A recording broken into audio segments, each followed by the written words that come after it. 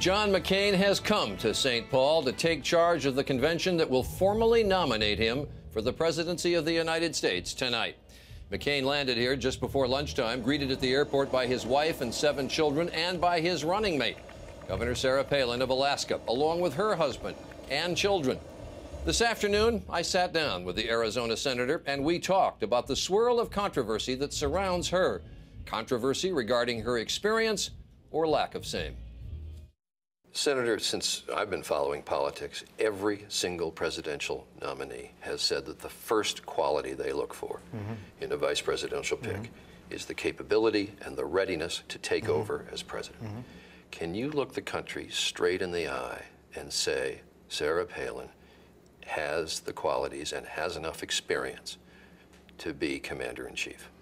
Oh, absolutely. When I think people compare her experience and background and accomplishments, I mean, ethics and lobbying reform in a state that was beset by the influence of special interests, cutting taxes, giving the citizens back money. I mean, she's got an incredible resume, including a beautiful family and a wonderful, loving, caring family. So I will think that over time, people will compare her accomplishments with that of Senator Obama, and his are very meager. But he's been vetted. 19 months he's been debating in front of this country. 18 million times in the primaries people voted for him. With her, we have your say-so. Well, the people of Alaska have vetted her. That's why she has an 80% approval rating. And again, I don't like to make these comparisons. She's had positions of responsibility and authority. In all due respect to my friend Joe Biden, he's never been executive of anything, nor has Senator Obama. I've commanded the largest squadron in the United States Navy with huge responsibilities. It was a leadership job, but it was also huge responsibility. Can you honestly say you feel confident having someone who hadn't traveled outside the United States until last year, dealing with an insurgent Russia, with an Iran with nuclear ambitions, with an unstable Pakistan, not to mention the war on terror? Sure, and one of the key elements of America's national security requirements are energy.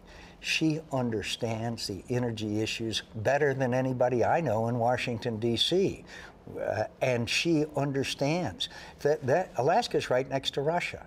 She understands that. Look, Senator Obama's never visited south of our border. I mean, please. So she is experienced, she's talented, she knows how to lead, and she has been vetted by the people of the state of Alaska. But you criticized for a long time Senator Obama based on his lack of experience, in your words, in the foreign policy area. January 6th, I'm quoting you, Senator Obama does not have the national security experience and background to be president. Sarah Palin does? I said that he didn't have the judgment. He doesn't have the judgment. He didn't have the judgment on Iraq. He still refuses to acknowledge that the surge has succeeded. I'm proud of her vision. I'm proud of her strength. And everybody knows energy is a key element in American strength and future. She knows how to address that issue. You had many people to consider. Senator Lieberman, who has spent a lifetime in government. Governor Romney, who has had large executive experience. Tom Ridge, who has served in so many different capacities. And you feel she's more qualified than any of them? Of course, I think overall she's by far the best candidate. I can look the country in the eye and say, this is a person who will bring change to Washington and start working for you and on your side. This is what we Americans want. They don't want somebody who is frankly necessarily gone to Harvard or an Ivy League school. She probably hasn't been to a Georgetown cocktail party. But you know what?